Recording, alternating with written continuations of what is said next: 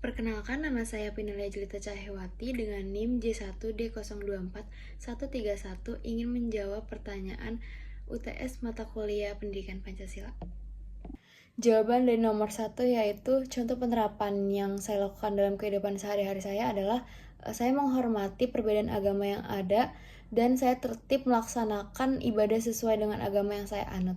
Itu adalah implementasi dari nilai Pancasila, sila yang pertama yaitu ketuhanan yang Maha Esa.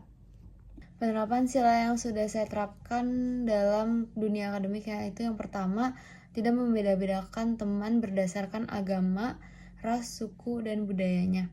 Yang kedua itu tidak melakukan bullying karena itu termasuk bentuk ketidakadilan yang tidak menerapkan sila kedua.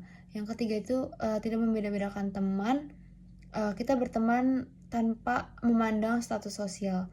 Yang keempat itu sering melaksanakan diskusi kelas. Menjawab soal nomor 3, implementasi identitas nasional yang selalu saya junjung dalam masyarakat adalah penggunaan bahasa Indonesia. Karena bahasa Indonesia adalah alat pemersatu bangsa yang dimana semua warga Indonesia pasti dapat berbahasa Indonesia.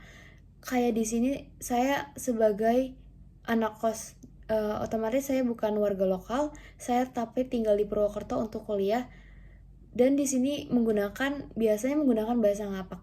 Jadi saya di sini untuk cara saya berkomunikasi dengan warga lokal yaitu dengan cara berbahasa Indonesia karena itu alat pemersatu yang bisa digunakan untuk berkomunikasi.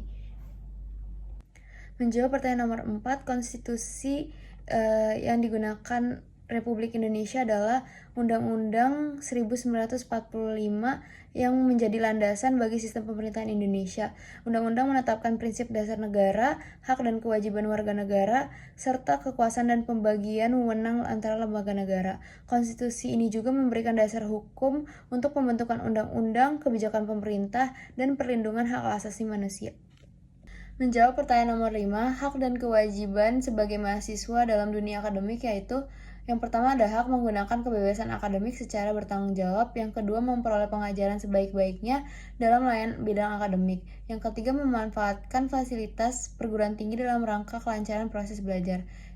Selanjutnya ada kewajiban, yang pertama itu mematuhi semua peraturan dan ketentuan yang berlaku pada perguruan tinggi yang bersangkutan. Yang kedua itu memelihara sarana dan prasarana serta kebersihan, ketertiban, dan keamanan perguruan tinggi yang bersangkutan.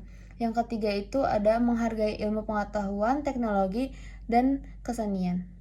Menjawab pertanyaan nomor 6, contoh real cara berdemokrasi yang tidak menyalahi aturan, yaitu pemilihan umum. Proses pemilihan umum pimpinan dan wakil rakyat yang dilakukan secara langsung, bebas, jujur, adil, yang memberikan hak suara kepada semua warga yang memenuhi syarat.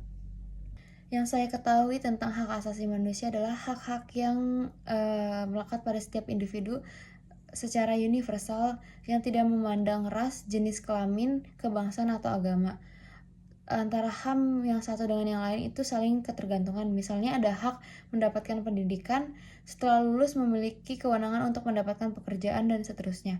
Itu juga keterkaitan dengan makhluk sosial. Makhluk sosial adalah istilah yang merujuk pada manusia sebagai individu yang tidak dapat hidup sendiri atau bergantung dengan orang lain.